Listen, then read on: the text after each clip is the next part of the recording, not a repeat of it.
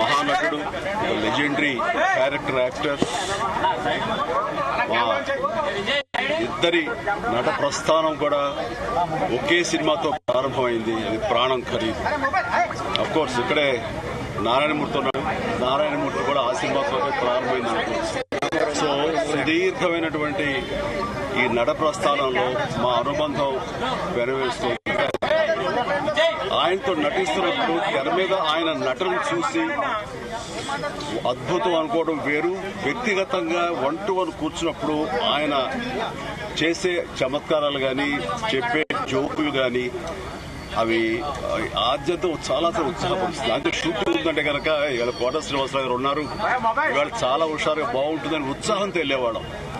అలాగా ఆయనతోటి ఒక అనుబంధం పెనవేసుకెళ్ళింది. ఇక ఆయన మాట్లాడని యాస మాండలికాలు లేవనే చెప్పాలి. అంతగా పరిపూర్ణమైనటువంటి నటన. నాటక రంగం నుంచి వచ్చి సినిమా రంగంలో తనకంటే ప్రత్యేకమైన స్థానం ఏర్పరచినటువంటి గొప్ప నటుడు.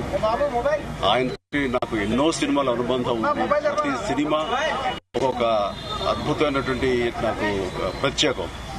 అండ్ అలాంటి మా కోట శ్రీనివాసరావు గారు ఈ రోజున లేరు అనుకోవటం అనేది నిజంగా చాలా తీరని లోటు. అండ్ ఇది కుటుంబానికి, పరిశ్రమకి తీరని లోటు. అలాంటి మహానటుడు, అలాంటి వైవిధ్య పాత్రలు పోషించేటటువంటి విలక్షణమైన నటుడు మళ్ళీ వస్తారని అనుకోవటం లేదు. అలాంటి నటుడు మనకు దొరకరేమో కూడా, ఉండరేమో కూడా.